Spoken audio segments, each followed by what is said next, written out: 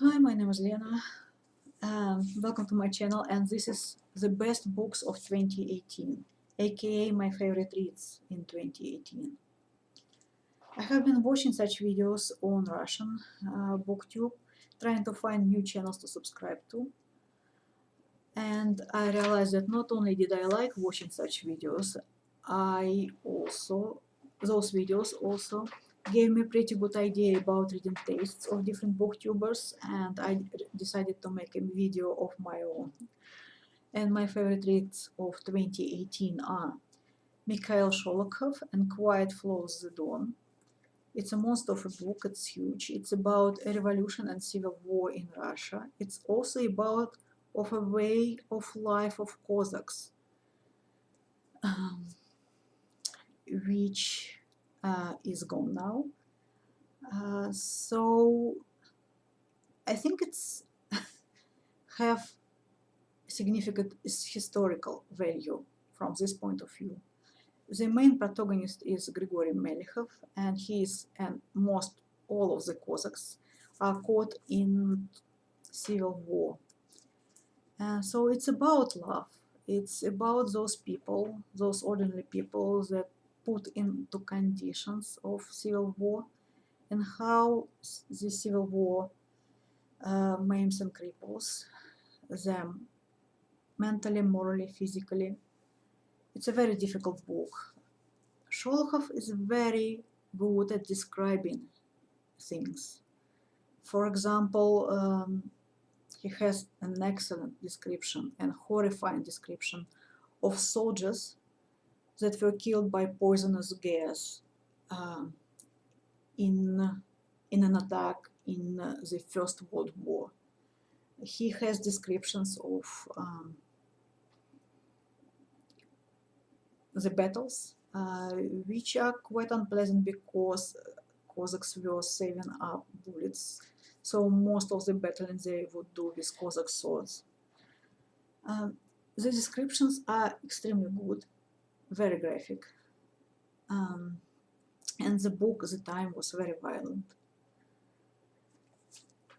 It's very difficult book, but very interesting. And I believe it has significant historical value. I have no idea how it happened that this book was published during a Soviet era, because it does not glorify Bolsheviks. It's more like investigation into what happened, how it could happen. Because Cossacks were the nation that were supposed to give Russian Tsar the regiments to suppress revolution. And those regiments of Cossacks, they didn't help the Tsar to suppress the revolution. So I believe it's Mikhail Sholokhov is trying to understand what happened and how it happened and why it happened. It's a very interesting book. The second book is Meridian, Fire from Heaven. And partly I like it because I like coming of age stories, and this is the story of coming of age Alexander the Great. Meridian shows him to us from a very, very young age, when he was a boy of 3 probably. And I believe that she is quite an expert on Alexander the Great. So she is trying to understand how he became Alexander the Great, I suppose. We are shown his family relationship in which were the opposite of simple. It's a highly dysfunctional family, and she tries to picture for us and for herself, I believe, what made Alexander the Great. And it's very interesting. I totally forgot that he was to blame for quite a lot of deaths during the wars afterwards. And I totally connected with him. I totally related to him. I was very worried about him and very compassionate to him. So I was quite involved in the book. And I forgot to tell you that those books that I'm going to mention, they moved me. Plenty of books entertained me. Plenty of books set some intellectual puzzle to me and then kind of sort of pat me on the head and saying good girl. But not to all of them I relate. Not with all of them I can connect. And they mostly don't move me. So we are talking about the books that moved me. And the third one, Vanity Fair by William Makepeace Thackeray. You can totally read this book for October if you haven't read it yet. But it's set in about 1814. And one of the backgrounds of the story is Napoleonic Wars. So it's a story about two girls from different walks of life, but they met at school, they become friends. And with the help of these girls telling us about their lives, Thackeray shows us the glory of the society. So all this snobbery, all this money worshipping, title worshipping, the absence of loyalty. So he also shows us how society influences the life of these two young women. It's very well written. It's very interesting.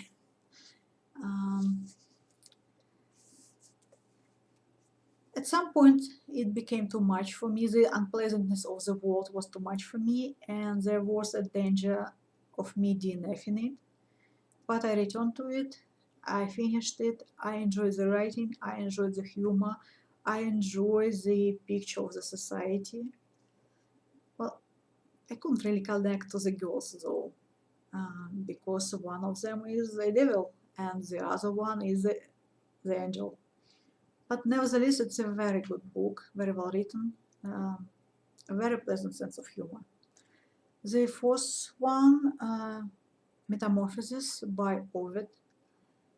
It's a collection of short stories, kind of, sort of, and all of these short stories are very intricately connected to each other, and they all are about changes, about metamorphosis, mostly human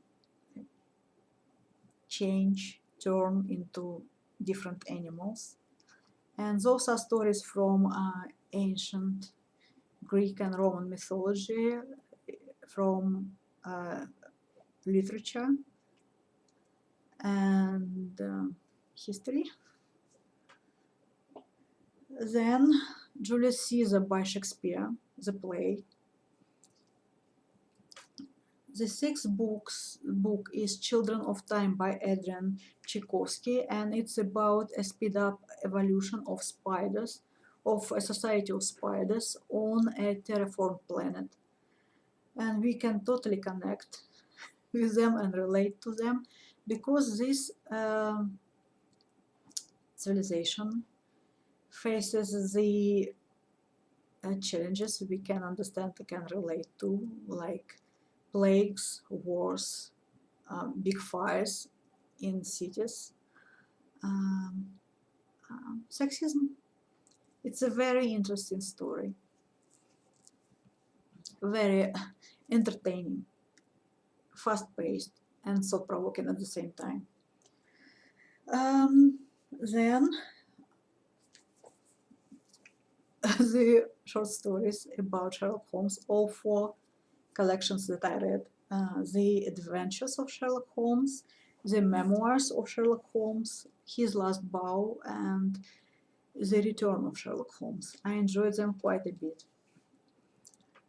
And some honorable mentions. I believe in 2018 I read The Silmarillion by J.R.R. Tolkien, and I enjoyed very much parts of it. And parts of it was extremely tedious. So I guess I couldn't recommend it to everybody, to everyone. But nevertheless, I think it's worth reading. Then Homer, Iliad, and Odyssey. I liked them. They did not move me because my values are a bit different. I think I could enjoy a good revenge story, but Odyssey by Homer, although it was a revenge story on a grand scale, didn't really move me. And the Iliad, all of these killings in battles, very well described, very different ways of killing your opponent. They didn't move me too. I wasn't into it. But when I was reading it, I was wondering what happened to the women. And that led me to Euripides, Sophocles, and Aeschylus, and their tragedies, like Hecuba, the wife of Priam and the mother of Hector, and Andromache, another tragedy by Euripides about the wife of Hector, and Trojan Women. So it introduced me to ancient Greek tragedies, and then I wondered what really happened to Aeschylus. And it led me to Quintus Smyrnus and his the Fall of Troy. So it made me very interested in the Trojan War mythology.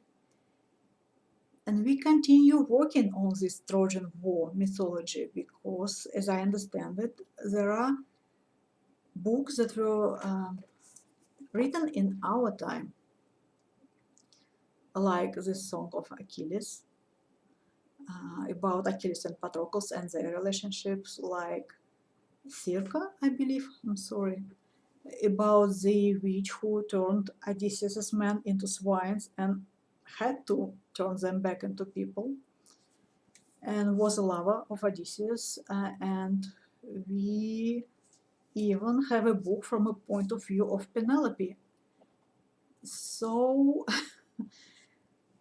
there are a lot of writers who are interested in this, the Trojan War mythology, and who contributes to it. It's very interesting. And then in the honorable mentions, I need to mention Amelia Peabody Mysteries by Elizabeth Peters. So far, they are my favorite mystery series, although the investigation isn't the main point of these books. I enjoy the atmosphere. I enjoy the language very much.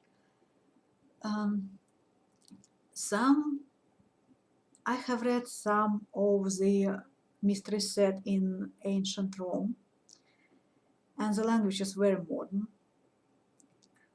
But here, in these books, the language can pass from the language of Victorian era, but it's never clumsy. It's very light. It's like a spring, fluid, running, sparkly. So the language is very well done. I like the writing. It contributes to the story. It contributes to the world building, and I like the relationship in the couple, in the marriage. I like Amelia and I like her husband. I like their dialogues, this quick, witty back and forth. I like the humor. I like the stories. There are very light romances in different books because Amelia likes helping young people to find each other, to find their love. I love it because of humor. It's light, it's enjoyable, it's very well palate cleanser. It's entertaining. Thank you for watching. Goodbye and happy reading.